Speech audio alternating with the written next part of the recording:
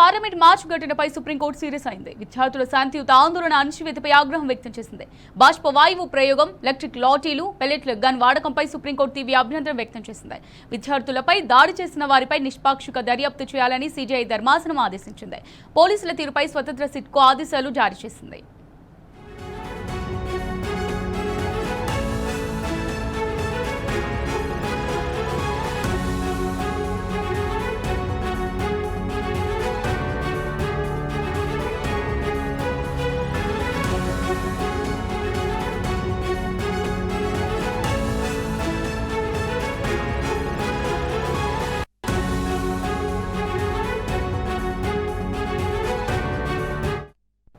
రైట్గా దీనికి సంబంధించి మరిన్ని డీటెయిల్స్ మా రిపోర్టర్ సురేష్ అందిస్తారు. సురేష్, మీరు పార్లమెంట్ మార్చ్ ఘటనపై సుప్రీంకోర్టు సీరియస్ అయింది.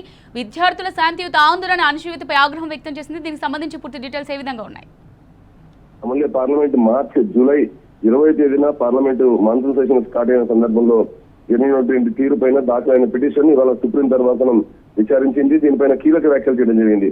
శాంతియుతంగా జరిగే నిరసనలను అణచివేయడానికి బలప్రయోగం చేయరాదని చెప్పి స్పష్టం చేస్తూ ధర్మాసనం వ్యాఖ్యానించింది. విద్యార్థులపై జరిగిన లాఠీ చార్జీ, అలాగే బాష్పవాయువు, ఇతర బల ప్రయోగాలకు సంబంధించినటువంటి ఆరోపణలు నిష్పాక్షపాతంగా విచారణ జరపాలని చెప్పి ఆదేశించడం జరిగింది. దేశవ్యాప్తంగా నిరసనల సమయంలో పోలీసులు అనుసరించినటువంటి ఏకరీతి ప్రోటోకాల్ ను, వన్ సైడ్ గా చేసేటువంటి ప్రోటోకాల్ ను రూపొందించాల్సిన అవసరం ఉందని చెప్పి కూడా అభిప్రాయం ఈ రోజు సుప్రీంకోర్టు తెలపడం జరిగింది. ఇటు ప్రజాస్వామ్యంలో నిరసన హక్కు, శాంతి భద్రతల పరిరక్షణ మధ్య సమతుల్యత ఖచ్చితంగా ఉండాలని చెప్పి సుప్రీంకోర్టు సూచించడం జరిగింది.